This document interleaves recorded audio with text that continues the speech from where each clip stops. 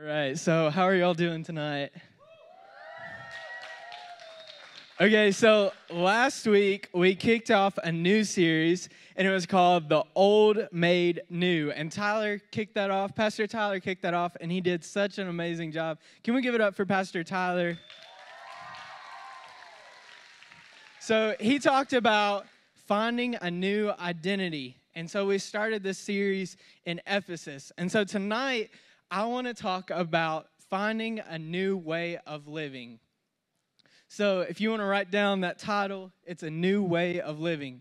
And so tonight, I want to ask this question as soon as they put it up. It's a couple of slides down. Yep. So is there another way to live? Is there another way to live? That's a question I want us to ask ourselves tonight. See, the world is always telling us, like, hey, you should live this way. You should be a part of this group. You should be a part of this political party. You should go hang out with this person. You should try to dress like this person or that person. And so we want to be all these different things. But in this, Paul talks about a different way of living. And so we're going to answer this question tonight. And so in Ephesians 4:17 is where we're going to start out tonight. Ephesians. I will get that right eventually at some point tonight. I can't promise you, but hopefully. So we're going to start out in Ephesians 4:17. So the thing to know, kind of some background on Ephesians. So this is Paul. He's talking to the church of Ephesus, the word that I've been saying all night. And so he's talking to this church in Ephesus. And so they're living in a society that is just like awful. Like Pastor B talked about this a little bit this weekend, and he basically related it to Vegas, but like times 10. And so they were worshiping all these idols and everything like that, and they were living a completely sinful life. They had no shame and all of this. And so he starts out with this letter that he's writing to Ephesus, to this church that they just want to escape all of this sinful nature and all these bad things that are going on. And so he starts out and he says, with the Lord's authority, I say this, live no longer as the Gentiles do, for they are hopelessly confused. And so what he's saying in this is basically like, don't live like everybody else. Like as disciples of Jesus, we are called to live differently from the world. We're called to live differently from culture and the things around us. And so then he goes on in verse 18, and he says, their minds are full of darkness. They wander far from the life God gives them because they have closed their minds and hardened their hearts. And so the thing about this, if you can leave that back up. So the thing about this verse is he's saying like they have closed their minds. These people in Ephesus, they have closed their minds, they've hardened their hearts, and now they're living full of darkness. Now, to go to that part where it talks about darkness, like we as disciples and followers of Christ, we're supposed to be the light of the world. Like it talks about how we are supposed to be a light on a hilltop for all to see. We're supposed to be the light of the world, spreading the gospel, telling the good news of Jesus. But these people, they have dark hearts, and they have all this darkness in them. And so then he goes on and he says, they have closed their minds and hardened their hearts against him.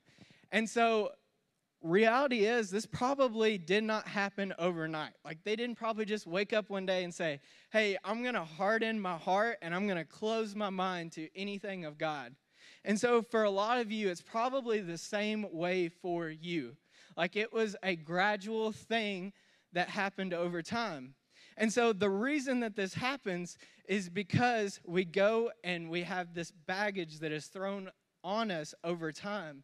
And the reason that we have this hardness in our heart is because we started to carry baggage that we weren't meant to carry that baggage.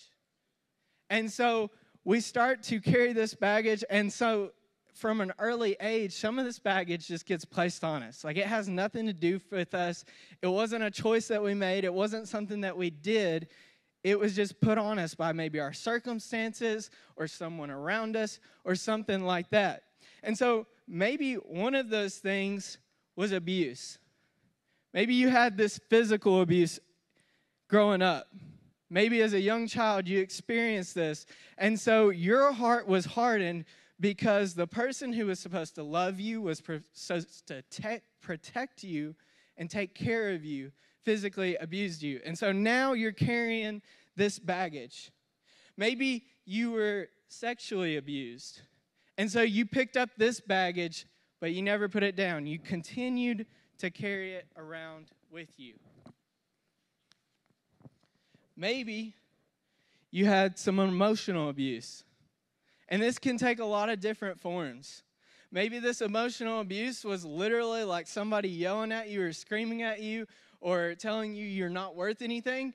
But hey, it can be something as simple as like one little word that maybe somebody who meant a lot to you growing up, they said it, and now you just hear it on repeat over and over and over again. Everything you do, you always have that phrase or that sentence that came out of that person's mouth just on repeat in your mind. And so that affects the way that you see life. And it affects everything you do. It affects all your decisions and everything like that. This is going to be hard by the end of the night to carry all this. Maybe for some of you, it was a father or mother wound. Maybe it was your father left before you were even born. And so now you feel that sense of abandonment in your life. Maybe you feel like you've just been left and now you can't trust anybody. Maybe you have a mother wound.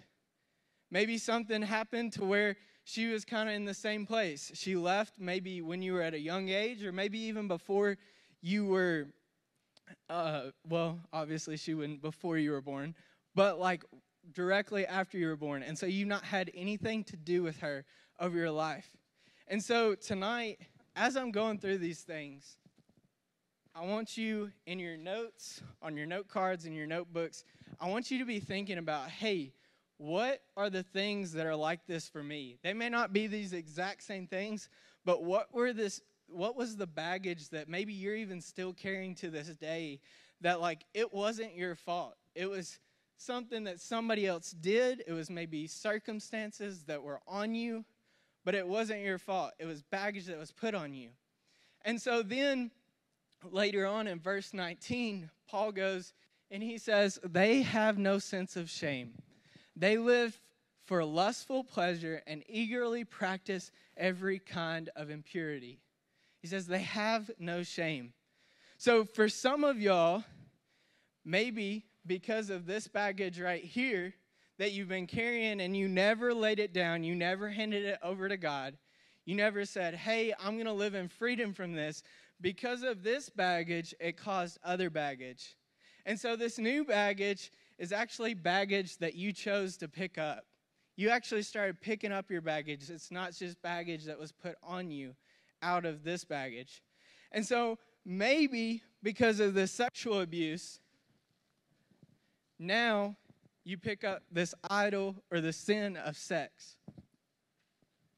And so sex can be a good thing within marriage and under the right conditions, but maybe you're in high school or something like that, and because of this sexual abuse right here, now the only way that you feel like you can be loved or be seen is sex. And so you constantly run to sex over and over and over, and it's the way that you feel comfort in your life. Maybe because of the abuse that you had growing up, maybe that baggage that you got, you turn to money. And again, money can be a good thing. It can help people. It can build things. It can create buildings to house a church for people to come in and hear the gospel. But when it has the wrong heart posture behind it, that's when it can become an idol. And so because of this abuse or whatever you experienced early on in life, and you're still carrying that baggage, now you're in this ruthless chase for money. And you want to get as much money as you can because you think that if you have money, then you don't need anybody else. You think, hey, if I've got all the money in the world, I don't have to depend on anybody. I don't have to look for anybody because I have money. I have security. But the thing is a lot of times with that money, we start to block other people out. And we don't build a community around us that we can have deep confession, that we can disciple each other and pour into each other and hear each other's feelings out and deal through this baggage that we're already carrying. And so we get stuck in this isolation. And then, because of that isolation, we feel like we have to be entertained. And so we go towards entertainment, and we have to constantly try to escape the real world, escape what we're going through, escape whatever it may be through entertainment. You know, for a lot of us, this can look like scrolling through TikTok for hours. It can look like maybe you're watching Netflix for hours on hours. I know because I was in that place of like, hey, I had some hurt. And so I got into this place of depression in my own life to where I would go home from work every day and I would go down to my room. I would watch TV for hours and hours until I fell asleep. And then I would wake up, go to school, go to work, and continue to repeat the cycle because I never laid down that baggage and I let it control me, that entertainment. Maybe for some of y'all, out of that abuse, you didn't want to go through anything hard anymore. You said, hey, I've already gone through something hard in my life, and I don't want to experience that again, and so I'm going to try to make my life as comfortable as possible in my life. And so I'm going to surround myself with all these things that never take me out of my comfort zone ever in my life. And so look at this. Like, this is starting to get hard to carry. Like, I'm about to drop this all over the place. And so we've got all of this going on. Another idol for us. I'm going to try to reach this. Our phones. Our phones. Again, another thing that can be really good. We can contact people. We can get a hold of people and, like, reach out to them in their time of need. We can go on social media and we can share things.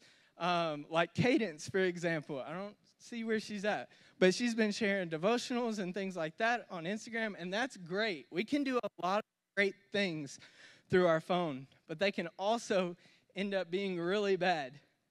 And so a lot of y'all, you'll be like, there's no way. Like, phone's not an idol for me. Like, I could give it up any day of the week. Yeah, okay. I want to make a challenge to all of y'all in this room. This is really random. And small group leaders, I don't want you to enforce this at all. If students don't want to do this, they don't have to. But I want to challenge y'all as students, when you go in your small group tonight, to take your phone and leave it outside the door throughout the whole entire small group. And I'm not saying, like, sit it on the table up in the side of the room. I'm saying, like, leave it outside of the room and see how much anxiety you have for 25 minutes sitting in small groups. You're going to be worried about, oh, did Susie text me, or did so-and-so post something, or whatever it may be. And so that's going to really, truly reveal that idol in your life. Another thing it says, so going back to that verse that we read earlier, it talked about how they have no shame. And so that can become us sometimes. You know, probably some of this sin in our life, it probably started out with, okay, hey, I'm just going to watch one thing. I'm just going to do one thing. I'm just going to smoke weed one time. And then it becomes an idol. And then we do this thing. This is getting even harder. Where we grab this box.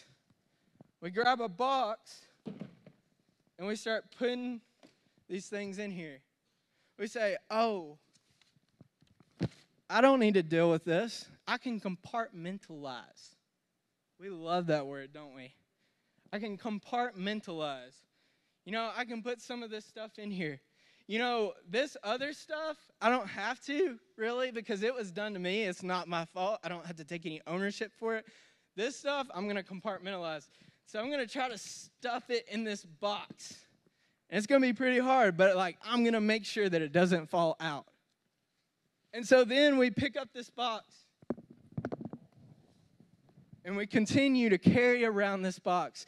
But the thing is this box right here, the compartmentalizing in our life, it's even harder to carry.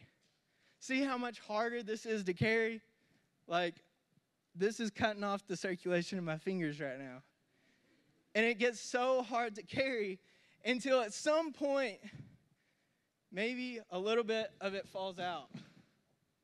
And so then we rush, we pick it up, we put it back in the box. We pick up the box and continue compartmentalizing, and we say, hey, that wasn't the real me. That wasn't the real me. That was just a moment. Somebody set me off when I was in the lunchroom. Somebody set me off while I was in class. And that just came out a little. That's not the real me. Thing is normally in your weaknesses, and when things come out, that's the true you. It's not the face that you put on when you come to youth. A lot of times, the real you isn't the face that you put on to youth, but the real you is what happens when you're sitting in your bed at night before going to bed. And so we try to live a compartmental life, and we try to hold all of that in until the point that it gets overwhelming.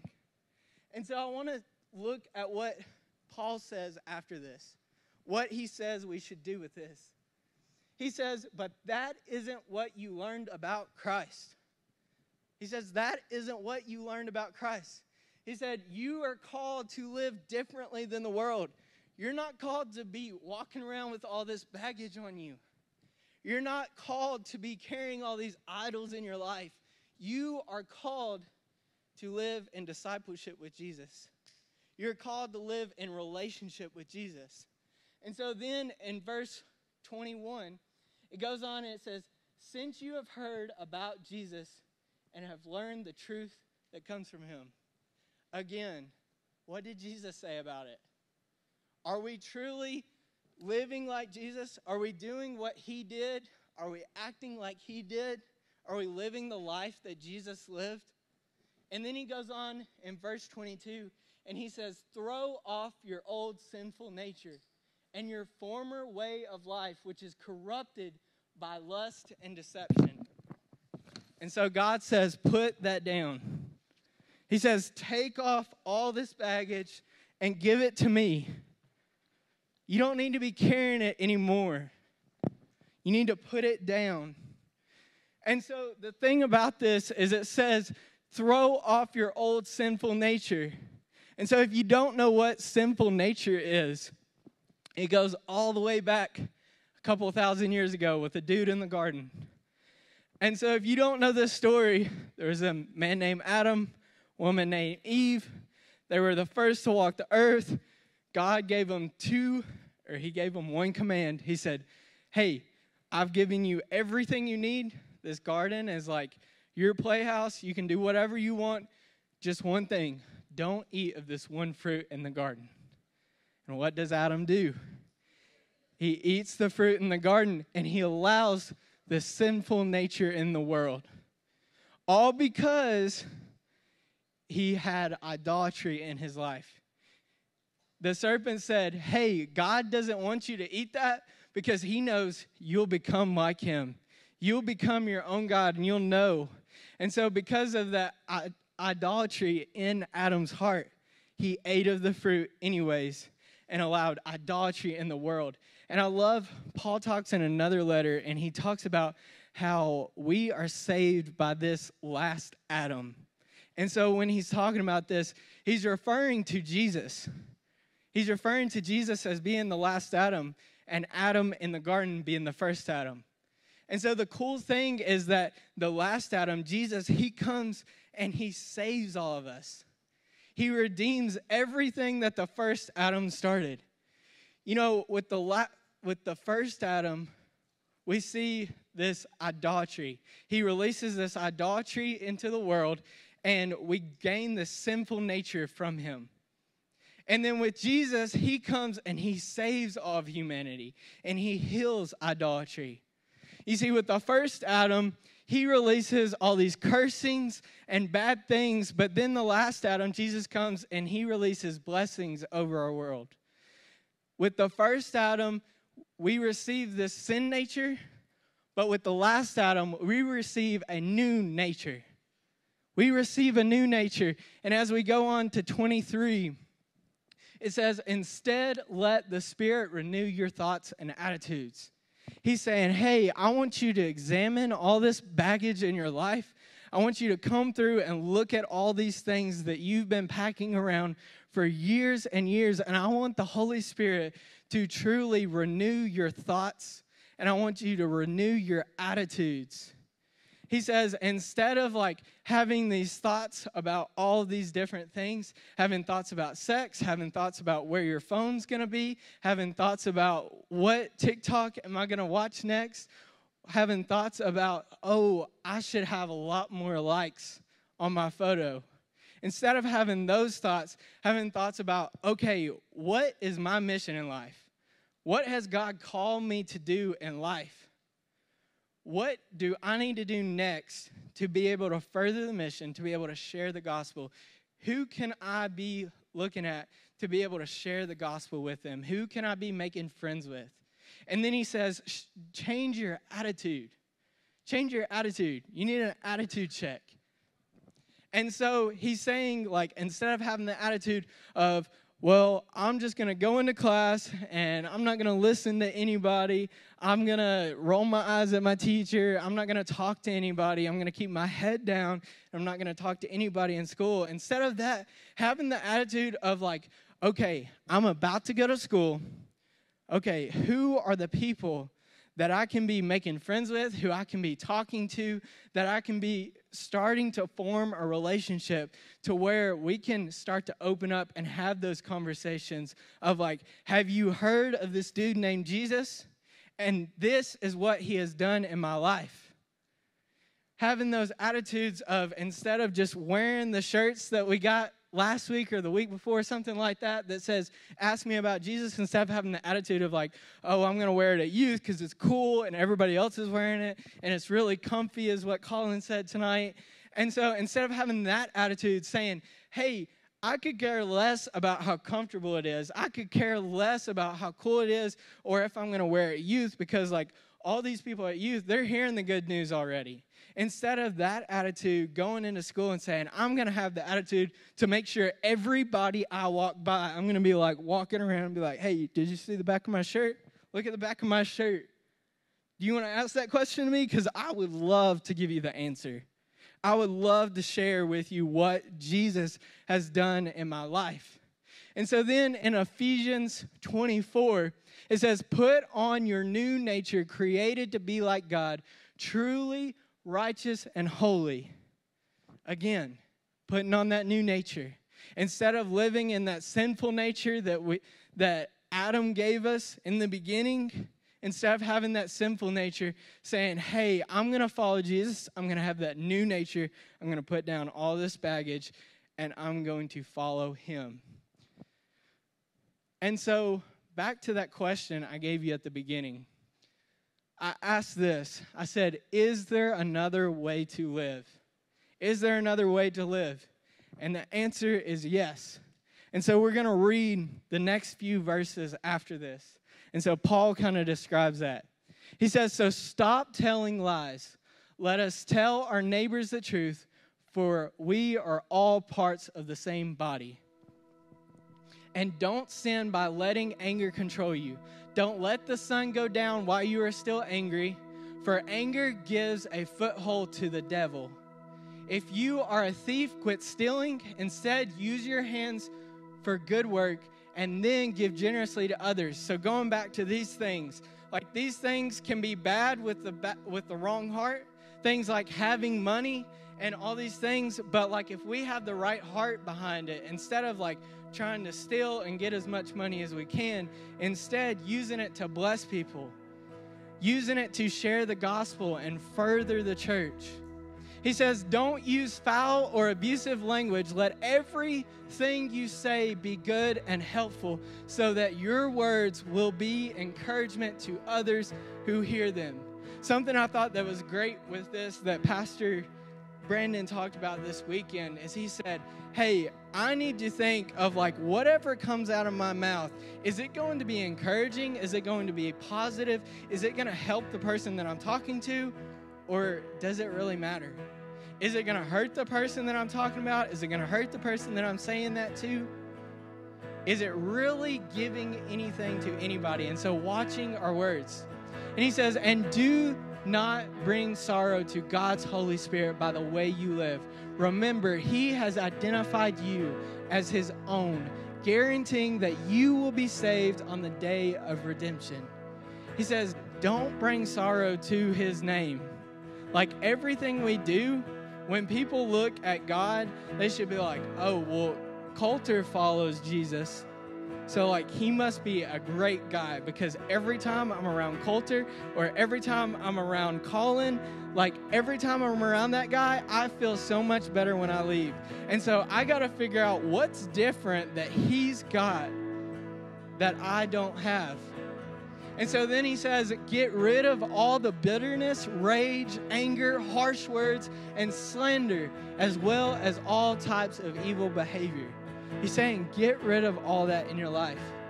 And then he says, instead, be kind to each other, tenderhearted, forgiving one another, just as God, through Christ, has forgiven you. He says, hey, you need to live the same way that, like, God has done for you. God has forgiven you, and so, like, you need to forgive others. You need to live a life that reflects God. So that way people see God in you. And so, going back to that question again, is there another way to live? And the answer is yes. Yes, there is another way for you to live. We are called not to live like the world. We're not called to live like everybody else in the world. We are called to be set apart. We are called to be countercultural. We're supposed to not be living like everybody else. We're supposed to be living as disciples of Jesus. And so, the thing that we are called for is to live a life with Jesus free from all of our baggage. That's what we're called for. God didn't call us to walk around carrying all this baggage on us. He said, hey, I've called you to a life that you are free from all of this things that happen to you. You are free from all these idols, all these addictions, all these sinful things in your life. You are called away from that sinful nature because I've given you a new nature, that you are set free from all of that sin. You are supposed to be living a life with me, walking with Jesus. And so tonight, I want y'all to stand as small group leaders come up. And so I'm hoping that maybe some of y'all took that challenge that I gave earlier of like, hey, if you had any of this happen in your life, if you had any of these things, maybe it wasn't exactly these things, but it was something sort of like this. Maybe it was something that happened to you. Maybe it was something that like you chose to pick up that baggage. Y'all can all stand up, everybody. Maybe like you chose to pick up that baggage. Hey guys, let's pay attention real quick. This is really important. And so if you took that challenge, you wrote that on your notes, or maybe even you didn't, and now you're thinking, you're like, hey, I probably do have some baggage that I'm carrying in my life. I have some things that like I haven't completely given over to God. I have some things that I'm not free from, and that's hindering me from walking with Jesus. And so tonight, I want you to come up to your small group leaders after I get done praying, and I want you to have this time of confession of saying, hey, I have this baggage in my life, and I know this is going to be super hard. It's going to be super hard. I went years with having this baggage that I carried in my life, these things that either maybe happened to me or I chose to pick up the bag. I went years carrying that baggage, and I couldn't ever truly have freedom and have a relationship that was true and pure with Jesus because I was carrying that baggage, because I never had that time of confession. And what I want you to realize is like this one moment is not going to make you lay down the baggage instantly. I think a lot of times we have that thought of like, hey, I'm going to come up, I'm going to have this big spiritual moment where I'm going to lay all this down and I'm not going to ever have to deal with any of this baggage again. It's not even going to enter my thought. And I think maybe there's times that happens, but the majority of the time, it's an ongoing process. It's a process that takes time to go through and really sift through. And I think that the first part of it, the first step of releasing that baggage is having confession. I want you to come up to your small group leaders and have that time of confession. Another thing that maybe you need to do is like part of your confession is having some forgiveness. Maybe some of your baggage that you've been carrying is a product of some of the baggage that you've been carrying, this other baggage. Of like maybe somebody did this to you, but out of that, you've carrying this unforgiveness in your heart, and you can't forgive that person. And this is going to be a really weird concept for y'all. It's probably going to weird some of y'all out. But I want you to come up to small group leaders and say, hey, I need to forgive somebody in my life. There's somebody who I need to forgive. And I want our small group leaders to stand in the place of them. And I want you to talk to them just like you're forgiving that person. And again, this is going to be super weird, but it can be super powerful. I saw a guy, I was at a youth conference preaching like back a couple years ago. There was this guy, I believe his name was like MJ or AJ, something like that. And this kid had gone through way more than most people encounter in their whole entire life. And he was like 14 or 15. Like he was the same age as like the guys in my small group right now. And he had gone through all of this stuff. And so he had all of this unforgiveness from all this baggage that he had been carrying. And so we did this exercise. We said, hey, if y'all have somebody you need to forgive, come up. And so we had like, it was 2 or 3 of us. It was like small group leaders and I, and we were standing up here. And this kid came over and he was like, hey, I've got a bunch of people to forgive in my life. I have a lot of unforgiveness. And I saw as he went from person to person to person, and he just continued to forgive. And it was one of the coolest experiences I've ever experienced in my life. I got to see this kid as he slowly laid down one bag after the other over and over, and he finally could walk in freedom for the very first time in his life. And so if that's you, I want you to do that tonight. I don't want there to be any holding back. It's going to be uncomfortable, but you know, comfort can be one of those baggages in your life. And walking with Jesus, walking in that life, walking in discipleship with Jesus, it's not always going to be comfortable. But I want you to do it anyways.